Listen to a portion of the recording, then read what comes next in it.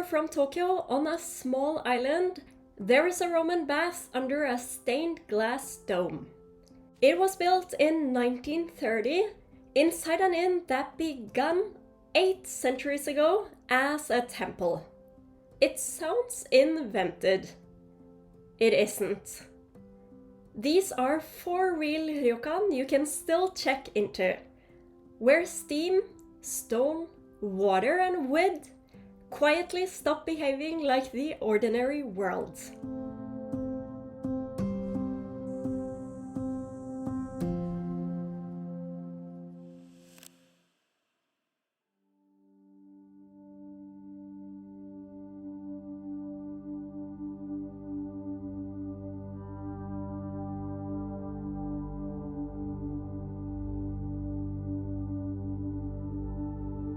Iwamotoro is not trying to be fancy, but this place began as Iwamoto-in, the temple that watched over Enoshima Shrine, the sea caves and the goddess sent to live inside them.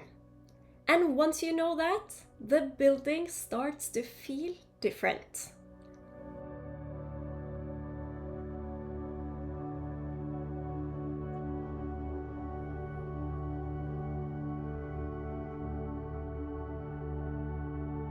Most people meet Enoshima as a day trip. Shrines, seafood, the view back towards Fuji. But Iwamotoro carries a much older memory. Shoguns stayed here. Envoys, daimyo. Most ryokan baths are built to calm you. These were built to move you somewhere. One is a cave tied to the island's old goddess. The other sits under a dome of stained glass shaped like a Roman pool. Neither feels like a place to wash.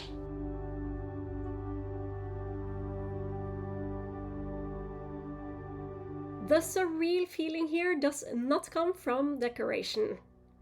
It comes from water changing the rooms around it. Steam softens the dome. Sound thickens against the cave stone. This is the quiet secret of Japanese bath culture. A bath is never only a bath. Temperature, echo, shadows, architecture. Together they set a mood long before anyone explains it. From a cave the island made sacred, the journey moves to a coast where the caves were shaped by something older than any building.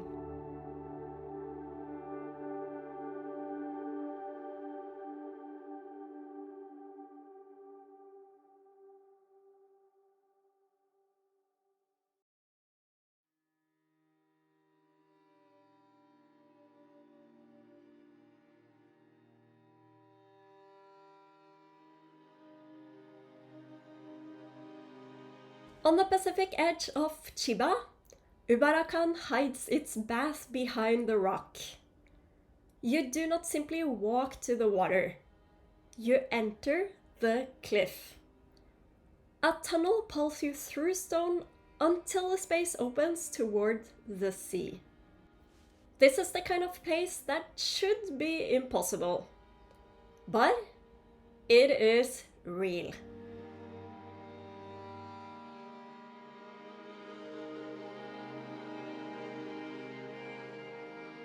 But the rock here holds more than one memory. Some caves were made by water, others were cut by people.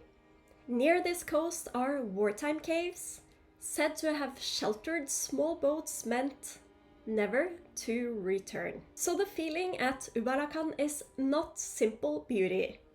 You soak in one cave for rest. Nearby, another cave carries a much darker history. The unreal feeling here is not folklore. It is the sea and the century, pressed into the same stone.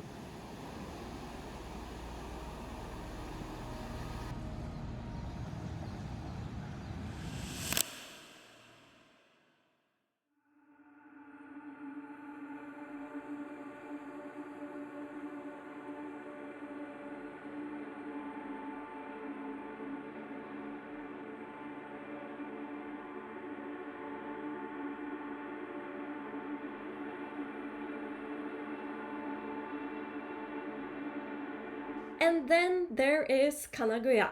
If Iwamotoro is the sacred bath and Ubarakan is the sea cave, Kanaguya is the labyrinth. Wood, light, stairs, and water seem to have grown together over time.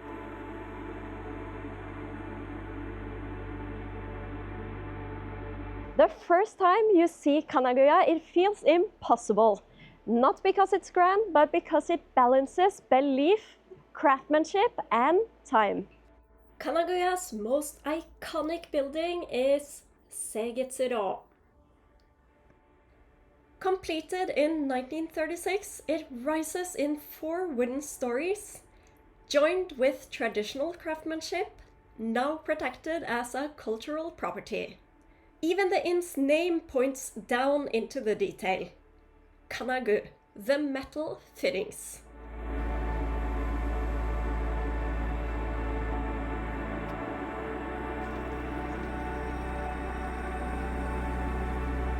Kanaguya refuses the simple logic of a hotel. Hotels tell you where to go. Lobby, lift, room, bath. Kanaguya does not explain itself so neatly. A staircase appears.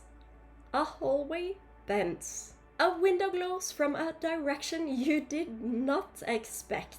This is Ma, but in motion. Space that makes you slow down because you cannot predict it. Old onsen ryokan feel different from hotels because many were never designed all at once. A spring was here. A bath was added. A room followed. The building stops being an object and becomes a record of decisions made across generations.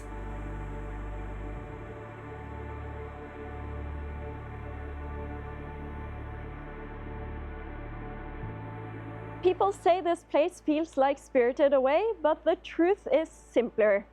Studio Ghibli drew from Japan's collective memory, and Kanaguya is one of the places where that memory still lives.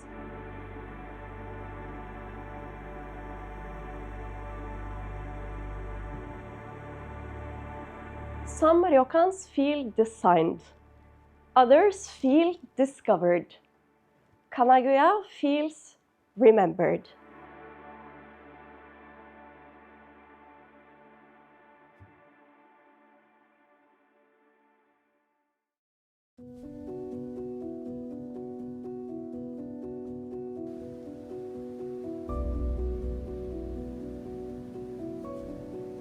The last place is Sekizenkan. Here the feeling gathers around one image. A red bridge, a river beneath it, and an old building waiting on the far side.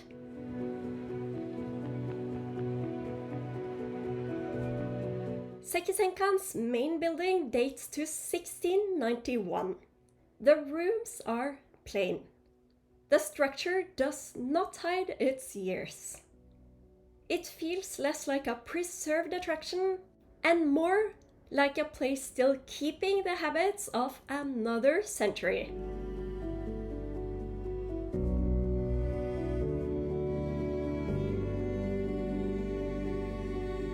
Then there is Genroku-no-Yu, completed in 1930. Concrete walls, high arched windows, stone tubs fed from the springs below.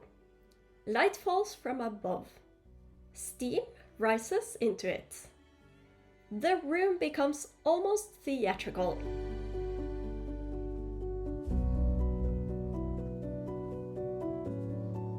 But the moment that stays with people is outside. At night, the red bridge draws your eye before anything else. The old Honkan waits on the other side. This is Yugen, a beauty that cannot be fully explained, only sensed.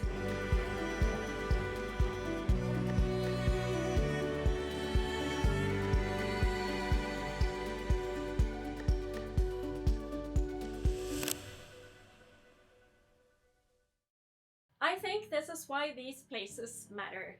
Travel is not only about seeing famous things. Sometimes it's about stepping into a space where ordinary time loosens its grip. Not because the place is pretending, but because history, water, weather, and belief has been layered here for so long that the present begins to feel thinner. None of them are fantasy. Each one just keeps a small room in Japan where the imagination still has somewhere to go. For hidden Ryokan hunters, these are the places that do not behave like ordinary memories. They come back as images. Steam against a dome. A tunnel opening towards the sea. A corridor turning left. And then, after you leave, a strange quiet remains. Somewhere deeper in Japan, another one is already waiting.